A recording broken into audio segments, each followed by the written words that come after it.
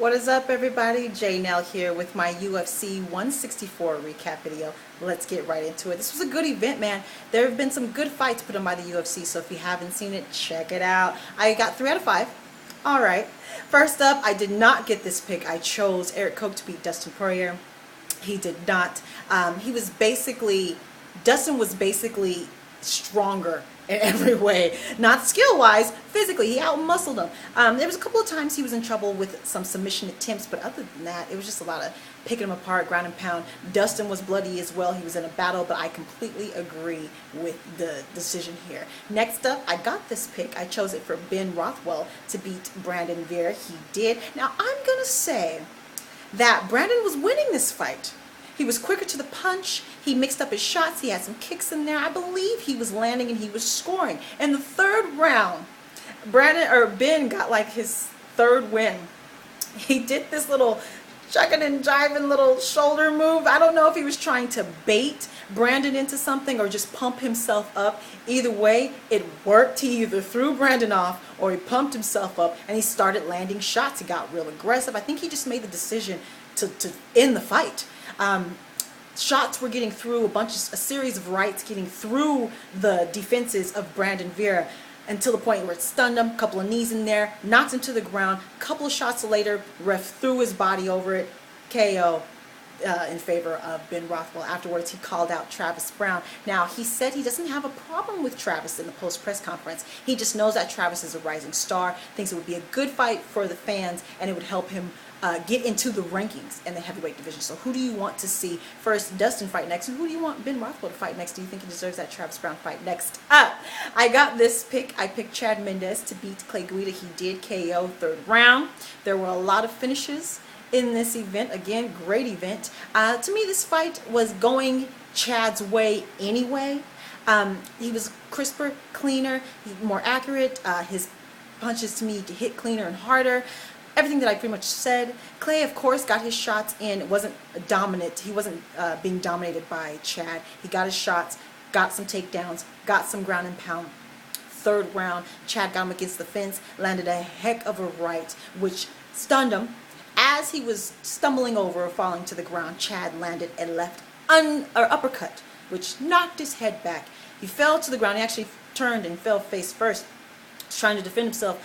Chad landed about 2 more shots before the ref got in there. KO for Chad Mendes, and of course he called out Mr. Jose Aldo. Do you think he deserves that? He is the #1 contender. However, the featherweight division is stacked. So who do you want Chad Mendes to fight next? Next up, co-main event.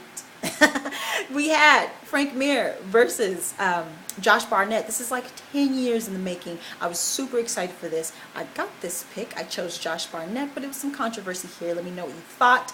This fight, I wanted to see a really good grappling match. I feared that with 2 guys at this level, we would see a stand-up battle. We did. It was basically some dirty boxing for about 2 minutes. Josh was winning the dirty boxing. He was in the dominant position, landing shots. Frank landed some shots as well. Here comes the controversy. Josh lands a knee, a great knee that drops Frank Mir.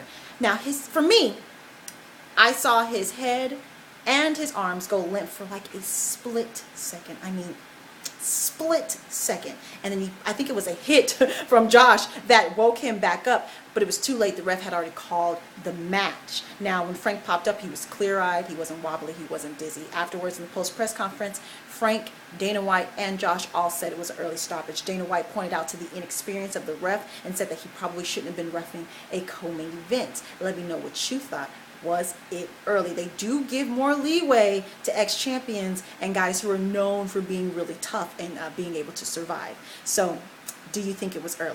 Next up, we had the co-main event. Who you want to see Josh Barnett fight next? Do you think those 2 should fight again? Main event. We had Anthony Showtime Pettis, the new lightweight champion, facing Benson Henderson. I called it for Benson. I didn't get this call. I said that Anthony would have to win it in the first or second round, probably go for a submission, and he did. So I lost the pick, but he won the way I said he would win. So I am happy about that. It was going back and forth a little bit the first round. I don't really think you could say that there was a clear winner at that point. Benson went for a takedown. He got it. Right after Joe Rogan said he needs to be careful because Anthony is excellent off his back, Boom. I believe he was going for like a triangle. He turned it into an arm bar. It was very high up on the arm. You did not hear Benson say tap, but he did say tap. I didn't even see it on the replay. I couldn't see his lips move, but apparently he did say tap. New champion. There's going to be a rematch, but geez, if there's a rematch and Benson loses again, you know what? Sometimes a guy just has your number. And if Benson loses again, he just can't beat Anthony Pettis. So, great fight. Afterwards, Anthony called out Jose Aldo. Let me know of any injury updates, because in the post-press conference, Dana White said that Anthony's knee popped. I also heard that there possibly was a pop in the arm of Benson. So let me know any injury updates, who you want to see Anthony fight next. Should he get that super fight? I don't think so, because there's so many good fighters in the lightweight division and the featherweight division. So I don't really think you need to make that super fight quite yet. Yeah, those are my thoughts. Let me know your thoughts. Like I said, any recaps, injury updates, talk to me. That's my recap. Take care and goodbye.